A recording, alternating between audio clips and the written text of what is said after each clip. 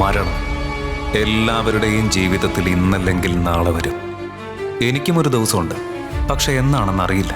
എന്തിന്, ഇന്ന് പോലും ഒരുപക്ഷെ വന്നേക്കാം. പക്ഷെ അത് ആർക്കും മുൻകൂട്ടി പറയാൻ കഴിയില്ല.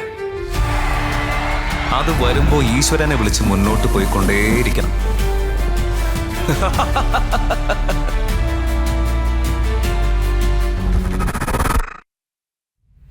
ഈ തണുപ്പിനും മഞ്ഞിനും ഇടയിലാണ് ഞാൻ എൻ്റെ ദേവതയെ ആദ്യമായി കണ്ടത്. അവളുടെ ആ സൗന്ദര്യത്തിൽ ഞാൻ പൂർണ്ണമായും അവളുടെ അടിമയായി മാറി. ആ കണ്ണുകളിൽ ഒളിഞ്ഞിരിക്കുന്നത് പ്രണയത്തിൻ്റെ മധുരമാണ്. അത് കണ്ടതും ഞാൻ വലിയൊരു സ്വപ്നത്തിൻ്റെ താഴ്വരയിലേക്ക് വീണു.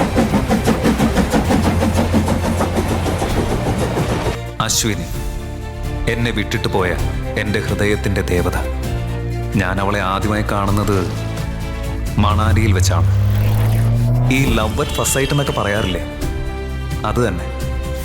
അവളെ കണ്ട നിമിഷം തന്നെ എനിക്ക് എന്തോ ഒരു ഫീലായിരുന്നു. എല്ലാവരെ പോലെ തന്നെ ഞാനും പ്രണയത്തിലേക്ക് വീണു.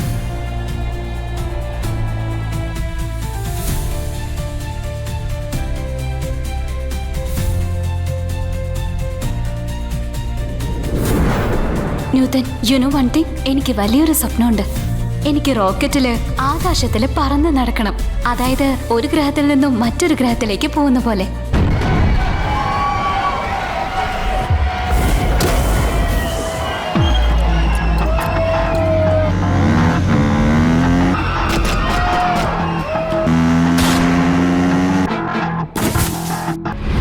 നോക്ക്, എനിക്ക് എൻ്റെതായ ഒരു ജീവിതമുണ്ട്.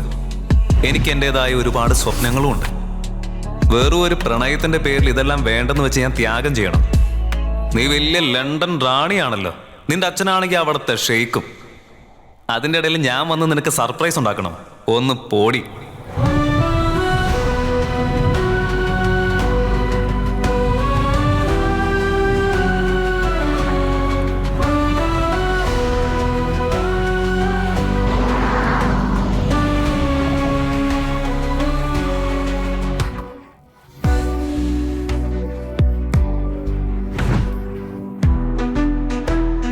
വേഗം ചത്ത് തൊലയേ.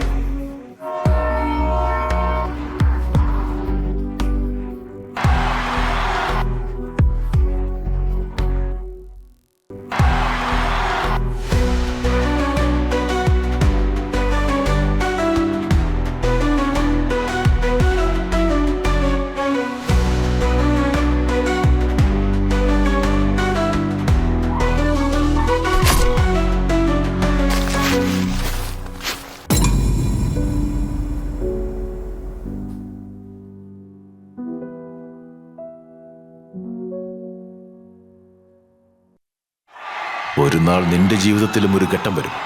അന്ന് നിന്റെ മരണം പോലും ജനങ്ങൾ ആഘോഷിക്കും.